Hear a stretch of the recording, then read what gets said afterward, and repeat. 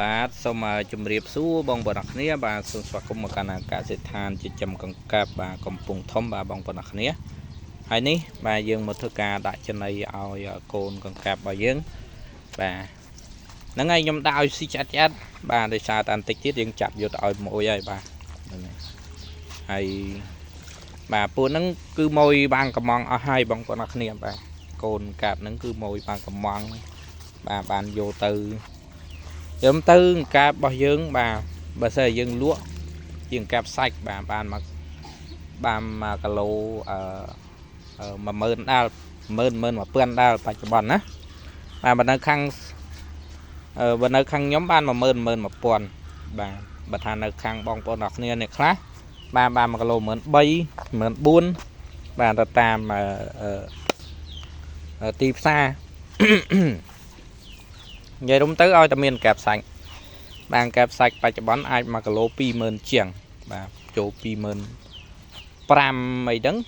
បាទហ្នឹងហើយពេលគេបកលក់នៅផ្សារណាបាទថ្លៃជាងមន់ទៀតបងប្អូនអរគ្នាបាទហ្នឹងហើយកែបរបស់យើងមិនសូវជាមានអ្នកចិញ្ចឹមដូចមន់ដូចទាទេបងប្អូនអរគ្នាបាទគឺតាពួកខ្ញុំបានអ្នកចិញ្ចឹមហ្នឹងតាអស់ហើយគឺអស់ហើយបាទកែបសាច់តាអស់ហើយគឺអស់ហើយបាទអញ្ចឹងភាគច្រើនមួយគាត់ពិបាកនាំចូលមកពីខាងវៀតណាមខាងអីអញ្ចឹងណាដើម្បីផ្គត់ផ្គង់ធ្វើម៉េចឲ្យគ្រប់តម្រូវការនៅក្នុងស្រុកបាទហ្នឹងហើយវៀតណាមថៃបាទហ្នឹងហើយគេចិញ្ចឹមច្រើនបងប្អូនអរគ្នាបាទ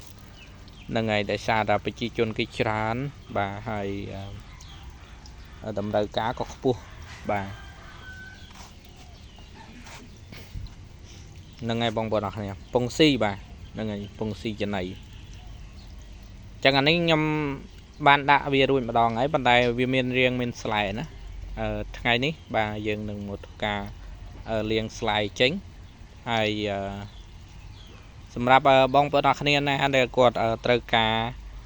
កូនកែបយកទៅចិញ្ចឹមបាទអាចទំនាក់ទំនងមកបានហើយខ្ញុំនឹងដាក់លេខទូរស័ព្ទឲ្យបាទហើយអរគុណច្រើនបងប្អូនអរគ្នាបាទជម្រាបលាបាទ